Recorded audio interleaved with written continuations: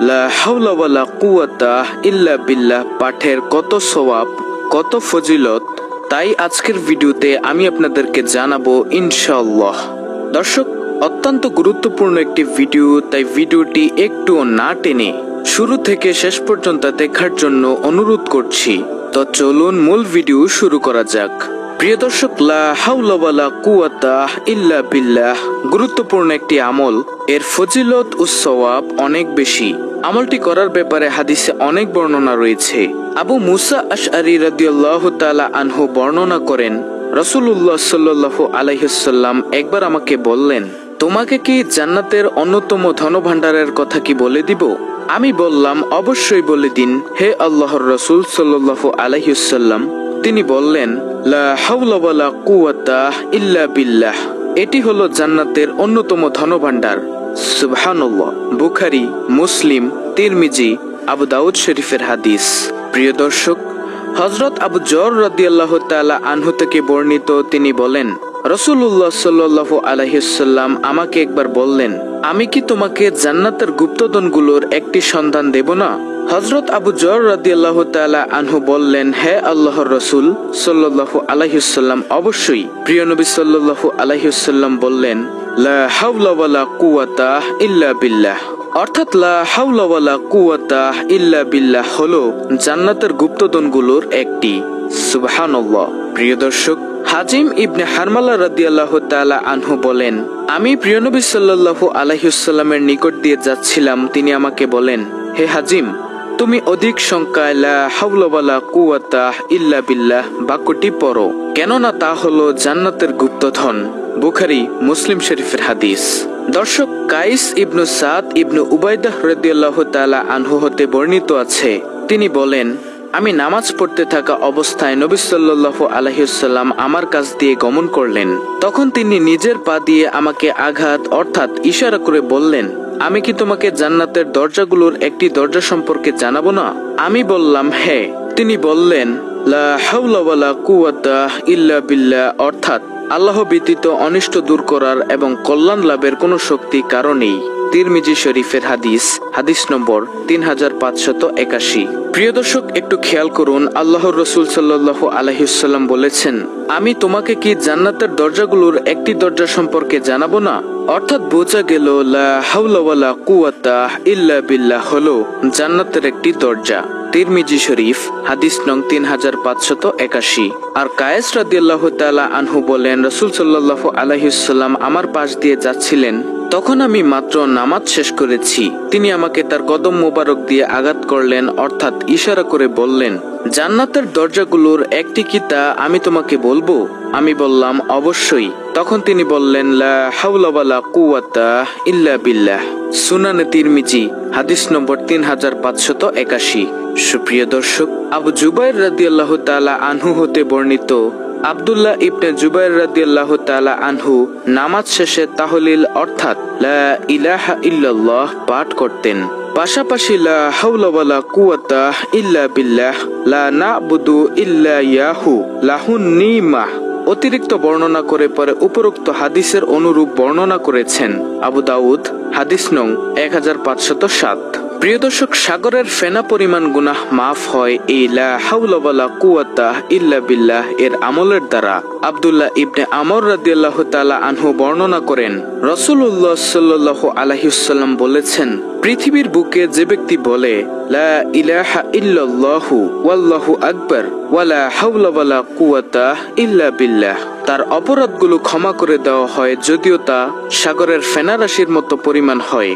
সুবহানাল্লাহ। তিরমিজি, হাদিস নং 3460। অর্থাৎ আল্লাহ ছাড়া কোনো উপাস্য নেই, আল্লাহ সুমহান, আল্লাহর সাহায্য ছাড়া পাপ মুক্তির কোনো পথ নেই, আল্লাহর সাহায্য ছাড়া ইবাদতের কোনো শক্তি নেই। প্রিয় দর্শক, এর ফজিলতগুলো হলো, এটি একটি গুরুত্বপূর্ণ বাক্য, এর ফজিলত ও সওয়াব অনেক বেশি। যখন মানুষ নিজের সক্ষমতার বাইরে কোনো পরিস্থিতি ও কাজের মুখোমুখি হয় যা সম্পাদন করা তার উপর কষ্টসাধ্য হয়ে পড়ে, তখন এই বাক্যটি পড়তে হয়, অর্থাৎ লা হাওলা ওয়ালা কুওয়াতা ইল্লা বিল্লাহ।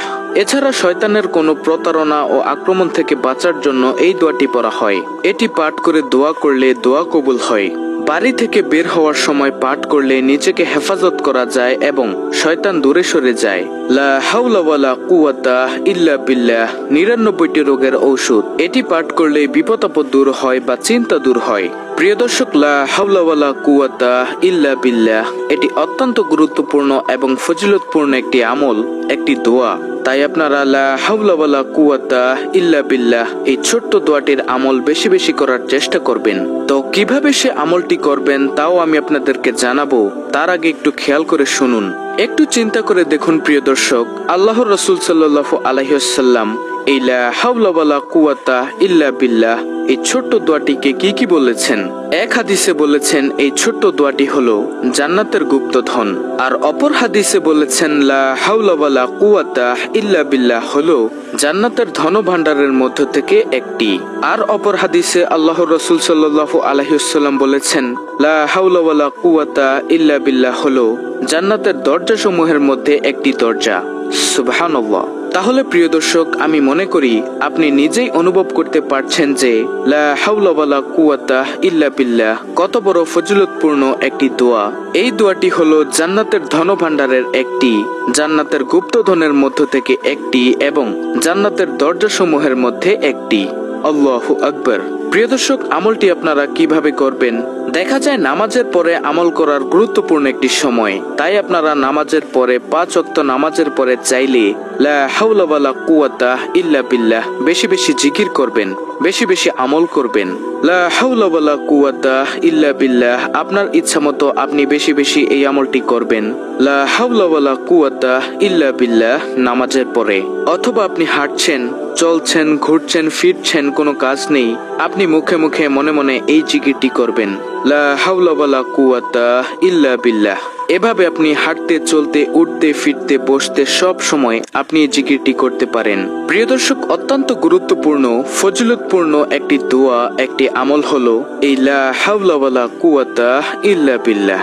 তাই আমি আপনাদেরকে বিশেষভাবে অনুরোধ করছি, আপনারা এই আমলটি ছাড়বেন না, সর্বদা এই আমলটি করার চেষ্টা করবেন। তাহলে ইনশাআল্লাহ আপনি অনেক উপকৃত হবেন, অনেক ফজিলত লাভ করতে।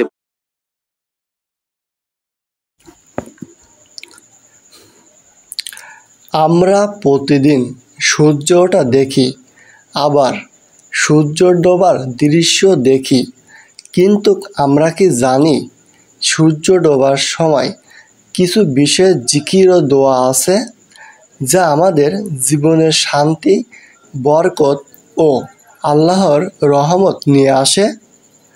আজকের ভিডিওটিতে আমরা শিখব সূর্য ডোবার পর কোন জিনিসগুলো বা কোন আমল বা জিকিরগুলো পড়তে হবে, কেন পড়তে হবে, আর এগুলো পড়লে আমাদের জীবনে কি কি উপকার হবে। তাই ভিডিওটি শেষ পর্যন্ত মনোযোগ দিয়ে দেখবেন ইনশাআল্লাহ। সূর্য অস্ত্রে সময়ের গুরুত্ব। কুরআন ও হাদিসে উল্লেখ আছে সূর্য ডোবার পরের সময়টা খুবই গুরুত্বপূর্ণ। এ সময় আসমান জমিনের মধ্যে এক বিশেষ পরিবর্তন ঘটে, দিন শেষ হয়, রাত শুরু হয়। ফেরেশতারা ডিউটি পরিবর্তন করে, যারা দিনের কাজ লিখেছিল তারা আকাশে উঠে যায় আর রাতের ফেরেশতারা নেমে আসে। রাসূল ইসলাম বলেছেন, সূর্যাস্ত থেকে এশার আগ পর্যন্ত সময়ে শয়তানরা ছড়িয়ে পড়ে, তারা তোমার এই সময় দোয়া জিকিরের মাধ্যমে আল্লাহর কাছে আশ্রয় চাও। সহিহ বুখারী, মুসলিম হাদিস। এই সময়টা আমরা গাফিল হয়ে কাটাবো না, বরং আল্লাহর জিকিরে ব্যস্ত থাকব। জিকির আজকারুল মাসা, সন্ধ্যার জিকির। রাসূল ইসলাম আমাদের শিখিয়েছেন সন্ধ্যাবেলায় কিছু দোয়া পড়তে, এগুলিকে বলা হয় আজকারুল মাসা বা সন্ধ্যার জিকির।